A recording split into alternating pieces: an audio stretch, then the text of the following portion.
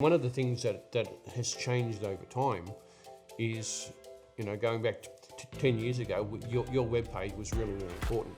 So your web page was your entry to the internet, entry to the world, and you're trying to get people into your web page because that's the place that you could engage people.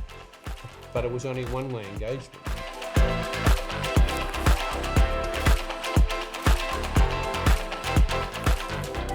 Here's a big question that I get all the time. You've got these ideas, these concepts of networking, so how do I build one? Well, in many ways, these years of social media, it's actually become easier and easier to be able to do that. But to be able to do it, you really need a reason for bringing a group together. You really have to have a reason for people coming together to be able to network and come together as a group. Going back 10,000 years, what people used to do is coming together as a group. They used to be able to chase woolly mammoths over the cliff, so they can all come together and hunt and fish to be able to get this and to help the tribe to come together as a role. So there's a reason for being. So just trying to set up a group, just saying, "Oh, here I am," comes across in a swami way that obviously they're just trying to build your list to be able to sell something to you. So there's got to be a reason that's a two-way reason, that there's an opportunity to come together, that people can share experiences or share life or share solutions or share problems, and how we can all work together to overcome something. So first off, there's got to be a reason to come together. Secondly, then there's so many ways now with social media that it's quite easy to be able to bring people together. So to be able to set up groups on Facebook is a very popular way to set up this group for problems in tourism, or problems in construction, or problems in agriculture, or coming together and talk about travel to the South Pole, or there's a reason for being able to bring people together. So people know when they're invited into that group that there's opportunities to be able to share ideas, to be able to talk about problems, to be able to talk about solutions. And you as a person who's brought all these people together can start to build reputation. But more importantly, it gives you an opportunity to be able to listen to people, to find out what their problems are, to find out what their opportunities are, and to bring them together. So you've got to have a reason, and there's a way to do it, which one is Facebook groups. And Facebook groups is fine if you're talking to the general population. So if you're talking about people in tourism, that's people looking to actually travel. But to talk to people within tourism businesses, that may be a little bit more difficult because they get lost in this huge big pool of people on Facebook. So I found that LinkedIn groups is a way to be able to do that as well. Now, for many businesses, LinkedIn is a major part of their social media process, but for others, it's not seen as a major thing. And one of the challenges with social media is that you can't have all these things open all the time.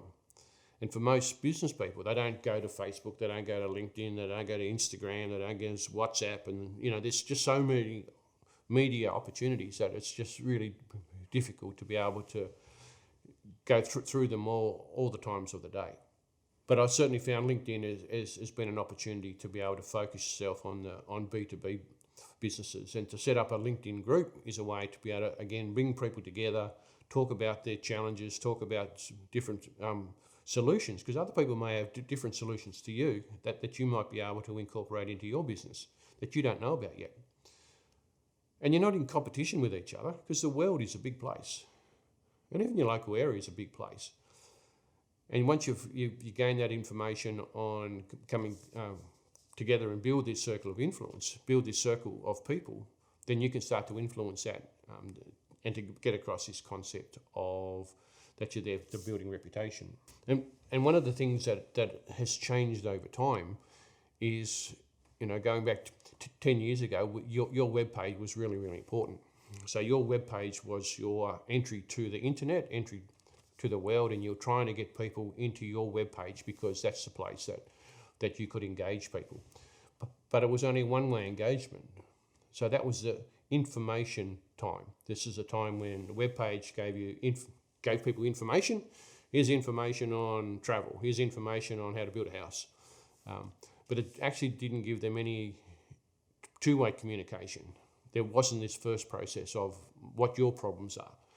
How can I overcome? Here's a solution to your problem. It was all one-way street. So the second part of in that, the changes that have happened in communication over times is that we've gone from that static web page of just information, and that you're part of billions and billions of web pages out there that you can't find. And there was all this SEO and Google's but that's all changed, and it keeps on changing on a daily basis to be able to see that your web page is just so important.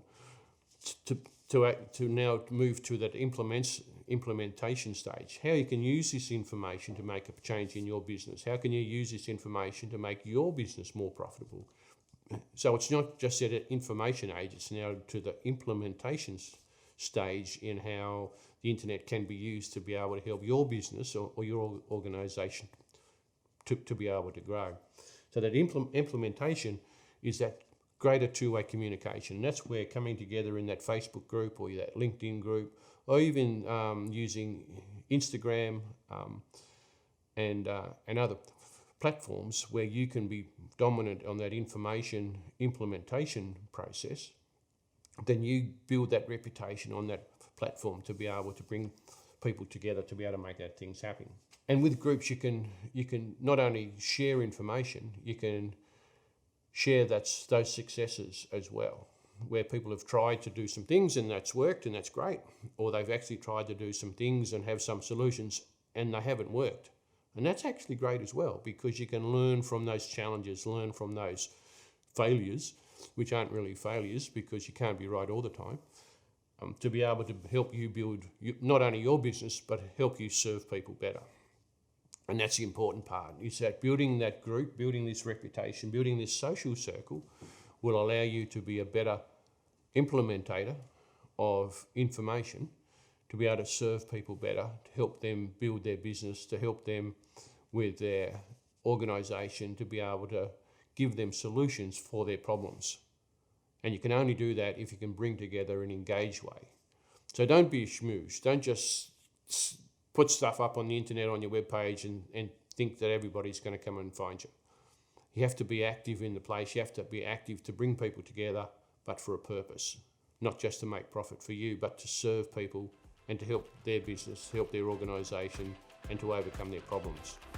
And that's what you can do with a powerful social circle. So using social media in a two-way communication way. I hope you really enjoyed this video. And if you want a deeper dive where I share some more information on how you can implement business tribes in your business or organisation, grab the link below at businesstribes.com.